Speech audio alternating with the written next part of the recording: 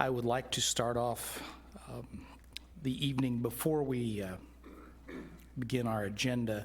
If you followed the news, there was an officer in Alabama that was killed this evening, or this afternoon rather, and 2 officers injured. If we could take just a moment of silence to think about them, and if you pray, please pray for the families of those fallen officers and the ones that were injured.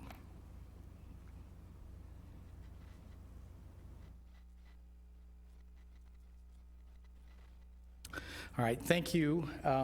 As you may or may not know, the mayor is out of town again. He is in Las Vegas at the Recon Show, I believe, which is a trade show that he and Mr. Tapp routinely, or I guess annually, attend in an attempt to boost our economic development chances, meeting with vendors and other suppliers and things like that. It's been pretty good success for us. So even though he's dumped the bale of hay on me about 3 times in the past couple of weeks, and I think he sent a rainstorm our way, I can't really hold fault for him going out there and doing what we all want to see done. The first item on our agenda tonight is an update on the parks bond projects. Mr. Fearborn? Thank you, sir. I would turn this over to Mr. Mustine to make this presentation. Thank you, sir. I did want to give a quick update on our bond projects as we're coming to a conclusion with the Hawk Ridge Park, and then we're beginning construction and bidding in TB Hanna. I have some pictures here, but my slides clicker's not working here, so.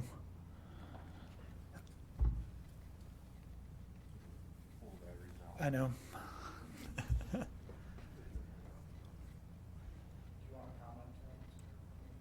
Yeah, I can. So this particular, what we're doing here is we're standing in the bowl of the, or the seating area of the amphitheater. And this particular project is one that we added to. We have terraced the seating area so that it's a little smoother and we can do some lawn chairs and just grass seating and stuff. It was a great addition to the project. Yes, sir. Mr. Mustine, I'm assuming this one's not real time because they were working on the panels here last week. So I'm assuming we've actually made progress on this since this photo was taken, yes, correct? I have photos of that we'll have of today as well. Thank you. So this is standing at the top of the bowl looking down. It's kind of a panoramic view of the amphitheater. Mike, you can just click through and I'll get through. This particular picture is standing on the stage looking up at the bowl. These pictures were taken a couple weeks ago right after the grading of the seating area. And this was today. This is looking down at the amphitheater, and you can kind of see, I apologize for the picture, it was pretty cloudy out there, but there's panels they started building. The next slide will show them closer. These panels are the back that are on, they're kind of like the barn door where they slide back and forth. There are 3 tracks so they can overlap each other and really get down to opening the view up behind the lake, or you can close it off altogether. This picture is the front with the panels that are on wheels and hinges, and so they will fold out into 3, or they'll fold together into 1. This is the boardwalk right behind the amphitheater onto the lake, and then I think there's one more picture. Yeah, this is the Montrose restroom that was part of the MDC grant that is on the south parking lot. It is completely hooked up with plumbing. Everything works great right now. They just started on the rock wall. This is on the south parking lot, right, very south of the park, right next to Mr. Ashbaugh's property. This is the rock wall that will be against the parking lot. So these are the first few. It'll be much larger. I just wanted to give you an idea of what that'll look like there.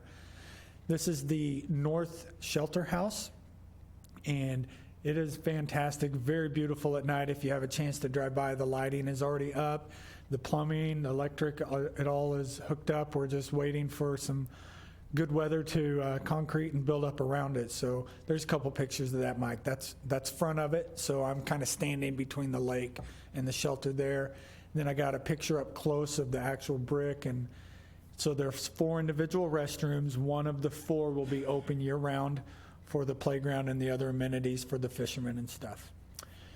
That is pretty much where we're at in terms of Hawk Ridge. We're moving very fast. really what is taking the longest is just the weather. As you guys know, I mean, we grade it out and do that. But I think Mr. Fairborn, do you have something you want to say? I was about to get there. Yes, sir. So right now we'll grade some out and then it'll rain and we'll have to let it dry and grade again. We're kind of in that pattern. But for Hawk Ridge Park, we are coming to the end of that. So I'd be happy to answer any questions in terms of that project if you have any. Yes, sir. Quick question, with all the rain we've had the opportunity to kind of see the topology and how the drainage is. What's the experience, or what do you project? Is it going to be okay? 'Cause that, what we see in front of it is dirt now, but that's going to be grass, I'm assuming. It's actually been very helpful because we do kind of get to see it in action rather than post-project. So we have been able to go back in and regrade some things and fix some things, especially with the bowl. At the top of the bowl, it's a very wet area that tends to have an underground creek or something. So we've been able to put a French drain in there and try to reroute that. So as it comes, we are addressing those areas. Excellent. Oh, thank you. I know that the rain has held off a lot of the stuff at Hawk Ridge, and the big portion that we have left is asphalt, which is subject to weather conditions. What's your projection? And I realize, we're talking about maybe another 7 to 10 days straight of rain. Yes, do you have a projection on when you think this phase of the park will open, when we'll have everything done?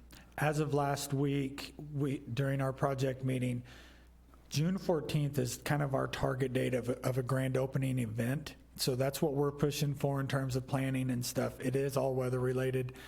In talking with the contractors, really just about 7 to 10 days of dry, and they can pour it, and they're in and out within 2 days. So once that is done, it's kind of just fine tuning some things and wrapping it up. And are you going to be seeding? What's your plan on seeding the bowl? That is all part of substantial completion on the project, is seeding the bowl and stuff. We really want to get that in, but it's kind of a catch-22. If it rains too much, it's going to wash it all out. What we have done is went ahead and purchased some straw matting to roll out to kind of hold that in place. And so we want a good rain. We want it to be wet so that when we lay that down, the seed sinks in, and then we really need it to dry out for a little bit and let the heat, allow that seed to pop. And there's not a whole lot we can do about it other than just pray for timing.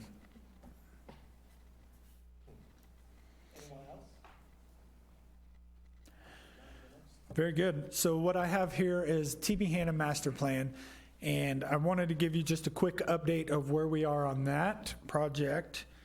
And it doesn't seem like there's a whole lot going on out there, but behind the scenes there's a whole lot going on. And what I wanted to give you guys just a quick 5-point progress update. The spray ground and the playground are designed.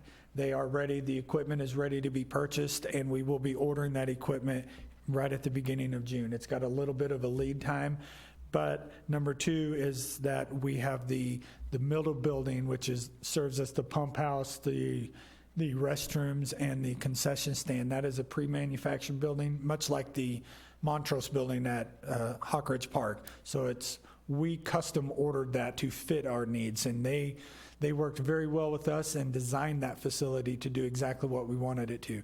That has been ordered. That has our longest lead time. So that is already in place and being manufactured for us.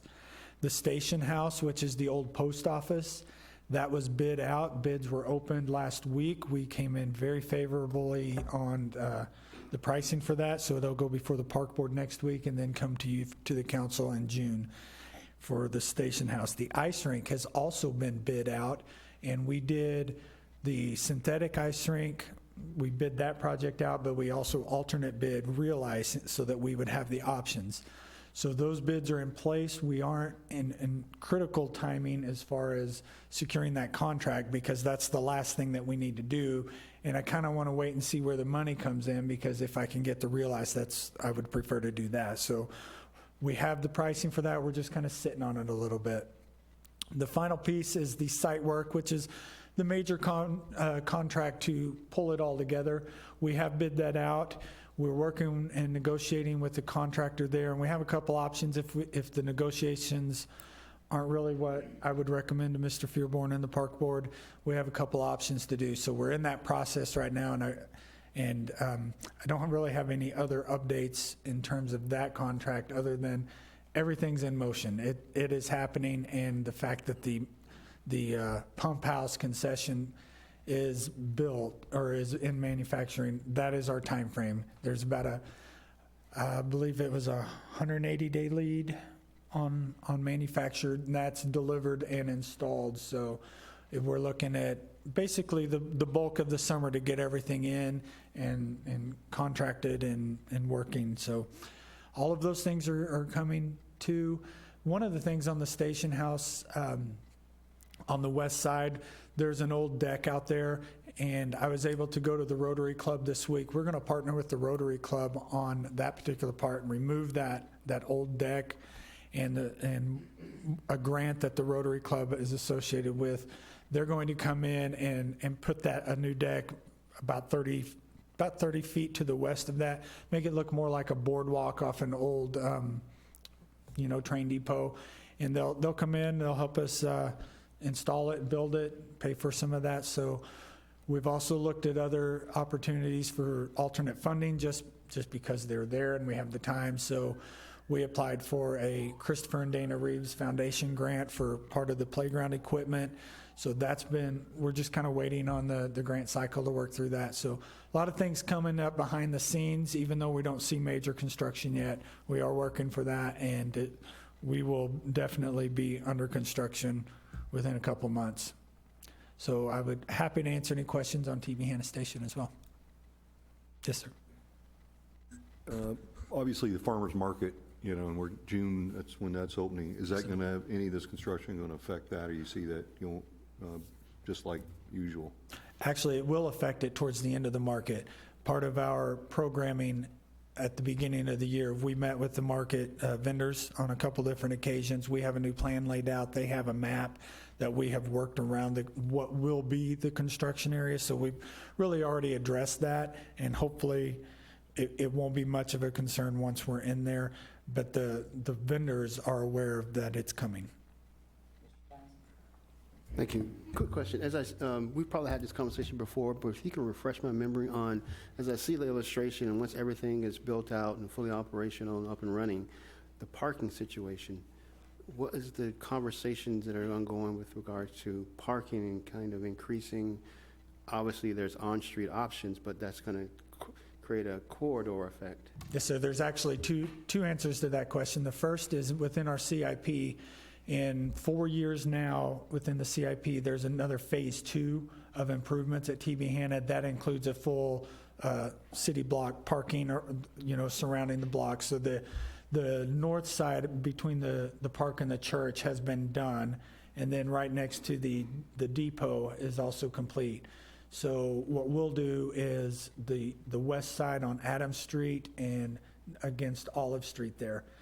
The other part is we're working with the First Baptist Church on a MOU for shared parking and shared amenities of both the park and their parking lot and facilities. So that is just kind of behind the scenes working with that. Excellent. Okay. Thank you. Yes, sir.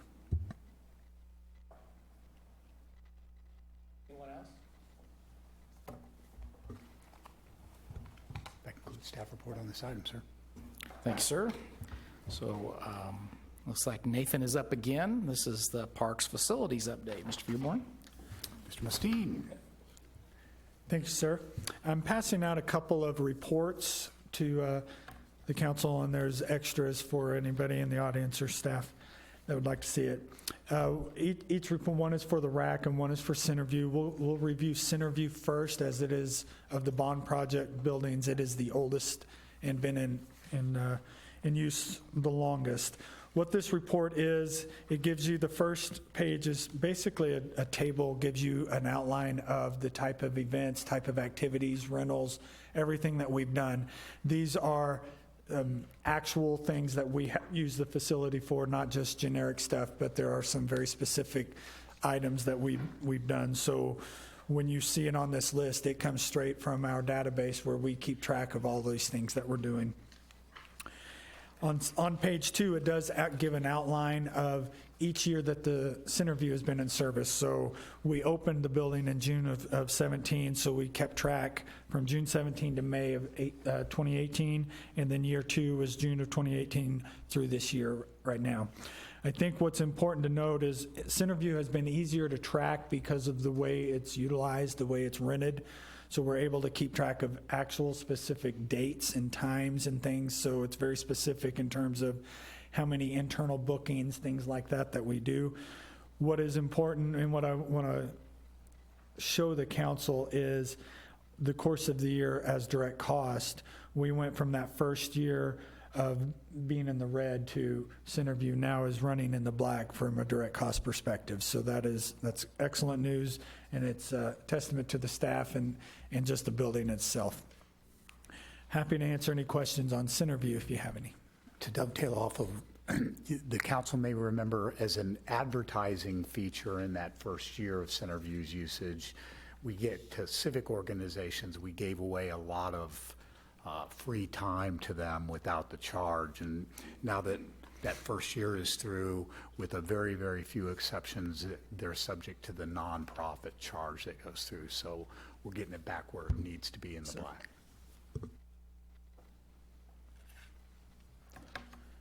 Yes, sir. Yeah, I have a question on Centerview. I'm just looking here. Occupancy rate, is it, obviously, you're in the black now, so you're renting it quite a bit, but is that, are you having to turn people away? What's kind of the, how is the rentals been? Okay. Strong, steady, how? They're very consistent right now. I would say in terms of turning people away, it's usually based on the year. So like May is very popular with graduation parties and stuff. So there's a lot of weekends and a lot of nights that it's not available for those types of events. But for the most part, we rarely turn anybody away other than it's just a specific date they wanted, that we usually can always find an alternative for them. So we have a large capacity to continue to take on those rentals and parties and all of those things. So does that answer the question? Okay.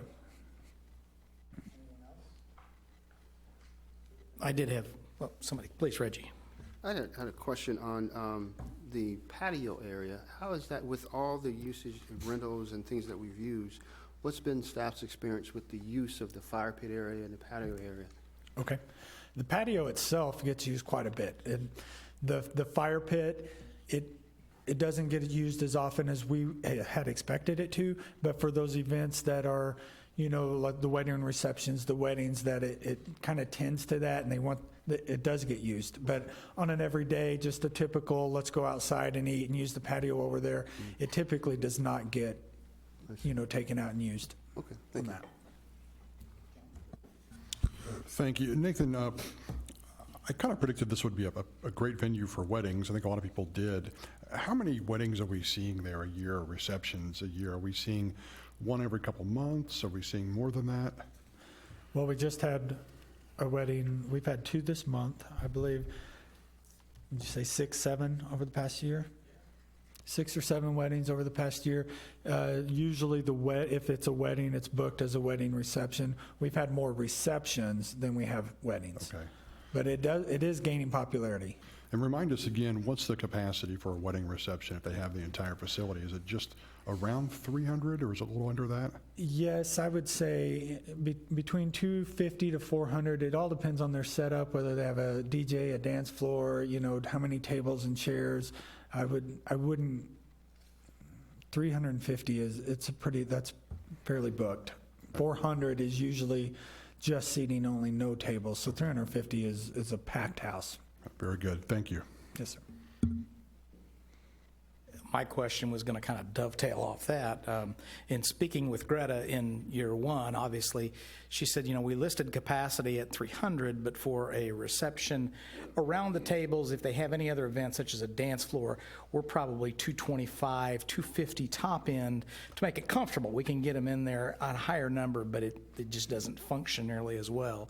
And at that time, in that first year, she told me that we really weren't having a lot of request for weddings or parties in excess of that size. But she told me recently that in this past year, that has increased, and we've had to tell people that we could not accommodate them because we didn't have capacity for 400 plus or that kind of thing in a wedding reception. So do you think that's a trend we're going to see continue?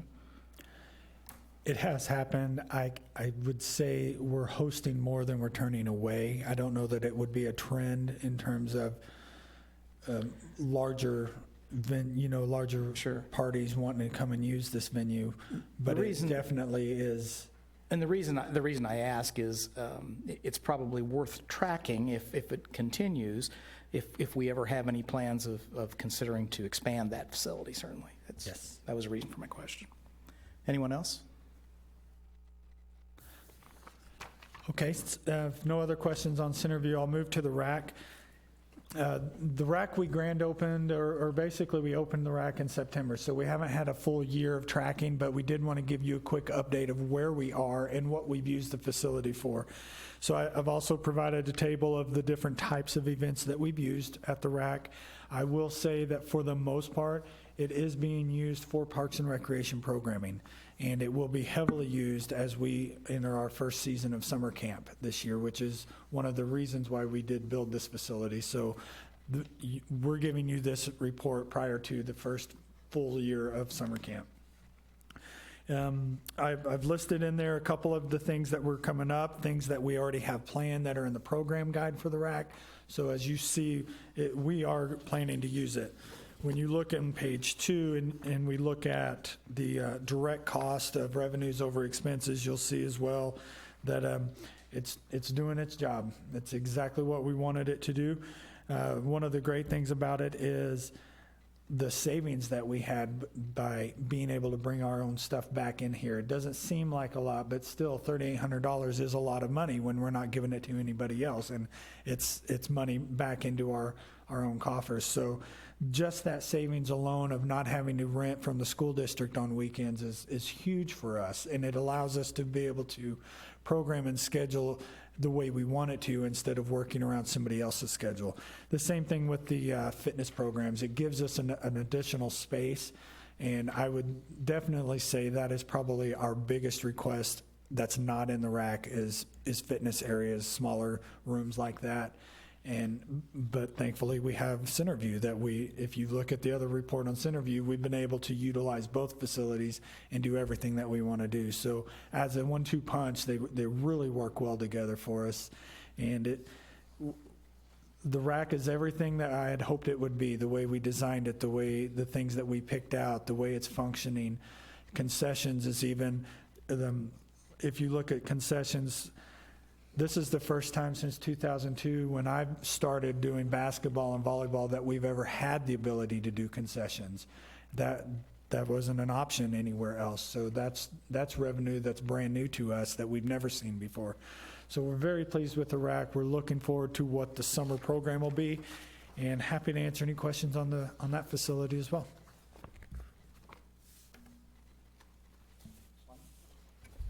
Does it look like we're going to have more kids in our summer program with that facility than we had before? Do we have room for more kids? Kind of how are those numbers looking? We do have room for more kids. Right now, we're about 75, and that's a little higher than what we had at the Park House. The average usually goes up after summer school is over. So we're already ahead of the game in terms of where we were using the Park House. What I will say is, like with the spring break camp, once the kids got in there, we gained kids as the week went on, and we expect that to happen. Once they get in there, they see the facility, see the things they can do, it will gain popularity, and we'll continue to gain registrations. And yes, we can accommodate a lot more with this facility.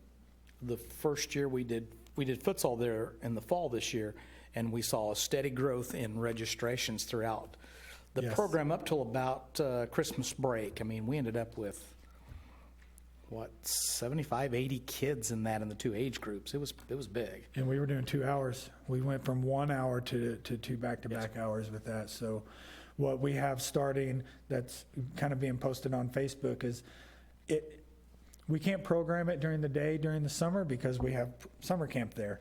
So we rely on the evenings, and we'll do some open play volleyball, open play basketball. We want to use the evenings during the summer for more adult sports because the youth sports occupy that during volleyball and basketball and winter soccer practices and stuff. So the adults don't get to use it as much. So we're doing some evening and weekend adult stuff there. And it's also getting used for large parties, you know, church things and Boy Scout things and stuff like that.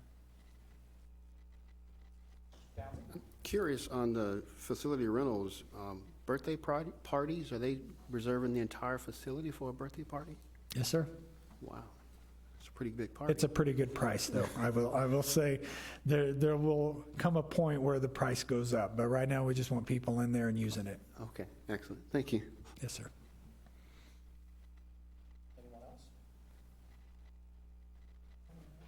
That concludes staff report on item B, sir. Looks like our next item is the Oats bus update. Mr. Fearborn? I'd ask Mr. Icky to make this update. Thank you, sir. When the city council put together the contract with the Oats Group to provide transportation services to residents, one of the requests that was made at the very beginning of the year was to at least check in with the Oats program and see how many people were using it, how were things going on Oats' side, and we are able to report that since we have started the contract and since rides began in late January into February, we have settled into usage of a rider at every opportunity, one rider who uses it for the 3 days that have been contracted through the Oats service as provided by the City Council in February, March, and April. And so for the 3 days that are being provided, we have a rider that uses that. We have been advertising the program itself through, we have established a website, so it's raymore.com/oats for all the information. That website has been live since the beginning of the year. Continue to advertise the program on our Channel 7 with ads with the information on who to contact for those rides, as well as continue to promote it through the weekly report at the beginning, at least, of each month. One of the important things about the program, as we've had a rider using it, because it is a reservation style service, we're only being charged for that single rider instead of for the full 8 hours that had kind of been contemplated by the contract. And so as that rider uses it for the single use, whether they're shopping or whether they're using it for the medical appointment, we're not being charged for the full 8 hours. We're just being charged for the single rider. So like I said, just wanted to provide a quick update to the council on its usage, and that is the conclusion of my report. To dovetail off, a lot of dovetailing tonight, it would be staff's recommendation, especially as summer gets here and people are getting out more, to come back to the city council in 3 months and let you know if that number has picked up with our advertising. And if it hasn't, we'll have some very specific recommendations for how to proceed with the council. But I do think we need to give it the summer season to see if we see an increase in the ridership from the one person. And when he says one person, it's the same person each time. That concludes staff reports, sir. Any questions or comments on the Oats bus? Sonia? Do we have any ideas about why we have one and the other buses have 12? Does it have something to do with the reservation system? Does it have something to do with the time? I'm just curious if we have any ideas about why our bus is empty and the others aren't. The other bus, and you're talking about the bus, the Belton bus, right? That had been primarily, the seats and the reservations for that had primarily been organized by a group of folks who knew one another and were, shopping at the same time. And it was more of a social group that was using that to fill that bus, whereas ours has been primarily our individual resident who has wanted to use the bus for something outside of that group, wasn't necessarily connected to that social group. I think you had other individuals, on the other bus that were recruiting folks to participate in that bus and use that program. We don't necessarily have, I guess, a single cheerleader or a group cheerleader recruiting other folks for the days that we have sponsored.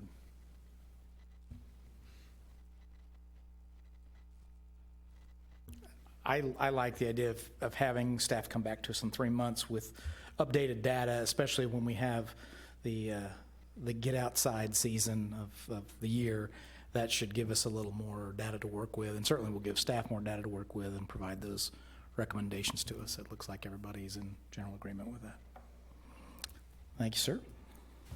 Thank you, sir. And the next item on the agenda tonight is loggers changes. Mr. Fearborn?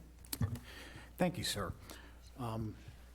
There have been, Loggers has not changed their language, but Loggers Legal has a new interpretation of what the legislature actually intended when they established the logger system. And specifically, what the new interpretation calls for is that you as council members can now participate in loggers. Before, you weren't eligible unless you worked at your council position, could prove up that you worked 1,500 hours a year. And the point of the legislation, or the new interpretation, actually cuts both ways. First, for council members who did meet the minimum number of requirements, who were, say, full-time council members like in Kansas City, Missouri, those council members, if it was a loggers organization, participating organization, those council members had to be a part of the logger system. They were in membership. This legislation cuts that way in that they can now, as individual council members, opt out. The legislation calls for it to be at the discretion to opt in of each individual council member. In other words, it's not a vote of the city council, it's not a vote of the city, it's not a decision of the city. Each council member decides for themselves whether they want to participate. As you know, to participate, there are some rules for participation within loggers. To be eligible for a loggers paid benefit, you have to be vested, which means you have to have 5 years. In this case, as council members were, if you as council members were to opt in, it is retroactive. Your service period is retros back to when you were first hired for consecutive months. In other words, if you were on the council and came off, like Councilmember Jacobson, your first time in would not count as participating time. It would simply go back to when you were first elected. But for council members who are on their second and third terms, it goes all the way back to when you were first elected for that particular period. The city participates in L6.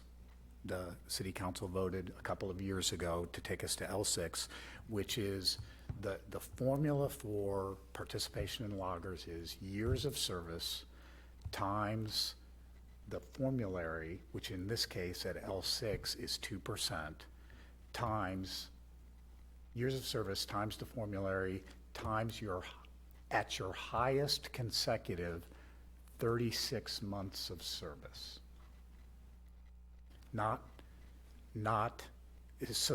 For most folks, that means it's their last 36 months, obviously.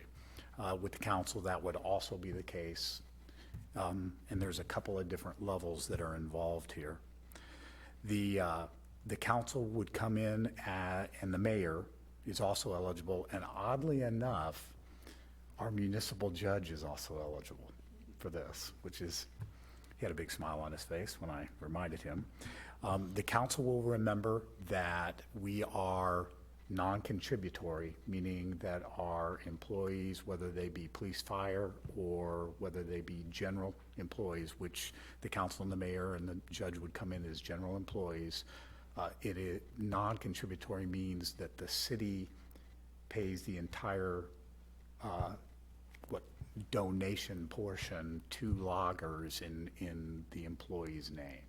So the employee, whatever that percentage amount is of the salary, there's only two ways that loggers works that. If you're contributory, the employee contributes 4% of whatever that total percentage is.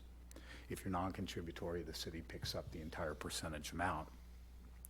In this case, just to give you the scenarios, for council members who would leave service with their highest consecutive 36 months at the old salary of $350, the benefit payment would be years of service times the 0.02, 2%, times $350 per month. So an example of a council member who served 3 terms or 6 years, it would be 6 years times 0.02 times 350, or a lifetime benefit of $42 per month. For council members who would leave service with the highest consecutive 36 months at the new salary of $600 per month, years of service times 0.02 times 600. Again, council members serving for 6 years and they'd had the 36 consecutive months at 600. 6 years times 0.02 times 600 is $72 per month. For the mayor who would leave service with his highest consecutive 36 months at the salary of $1,000, the benefit payment would be years of service times 0.02 times the 1,000, or 6 years times 0.02 times the 1,000 is $120 per month. The city currently, in this year, pays loggers for general employees 15.9% of each member's salary amount. What this would mean is, as far as the cost of the city for council members, 600 times 0.159 equals $95.40 a month, or $1,144.80 a year would be the cost of the city. If the mayor chose to come in, it's the $1,000 times 0.159 is $159 a month, or $1,908 per year. If any of the council members, and I'll repeat all of this to the mayor, if any of you choose to sign up, just see Sean Auger at any point during the day when she's here. Just give her a call, set up an appointment. That concludes staff report on this item, sir. Any questions of Mr. Fearborn? I'm sorry, I do have, because I know that's a lot of information, I thought I better hand out a cheat sheet for y'all. Going one way, going the other